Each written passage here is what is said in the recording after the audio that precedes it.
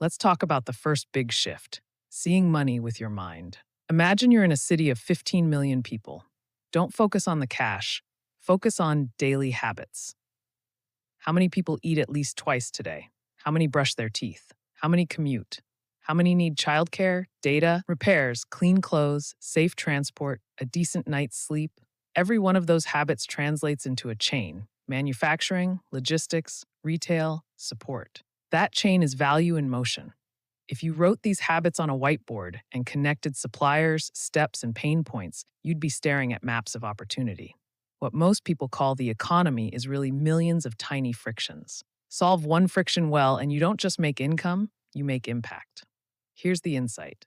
Opportunities rarely look glamorous. They look like problems, a broken process, a confusing interface, a poor customer experience, a gap between what people need and what they can easily access. Train your mind to ask, where's the friction and what would remove it? Not where's the big break, but where's the small fix that repeats? Try these practical applications. First, do a one-day friction audit. Carry a notebook and write down every irritation you experience or observe. Queues, delays, poor packaging, unclear pricing, hard to find information.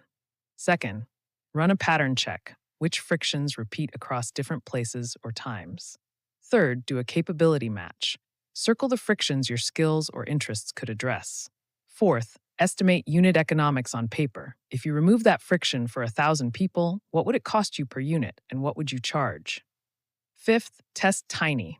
Build the smallest workable version and offer it to a handful of real users within 7 days. Micro recap. Money is attention to need multiplied by usefulness, sustained by trust. Now, let's shift gears to something many people miss: self-doubt masquerading as wisdom. You can know the market, run the numbers, and still do nothing because a quiet voice whispers, "Who am I to try?"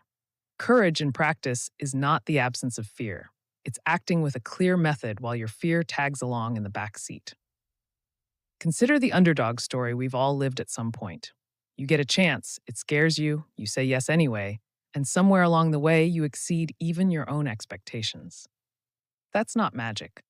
That's exposure therapy for your ambition. One deliberate yes after another until your nervous system learns that taking initiative is survivable. Here's an everyday analogy. Think of your mind as a conversion bridge.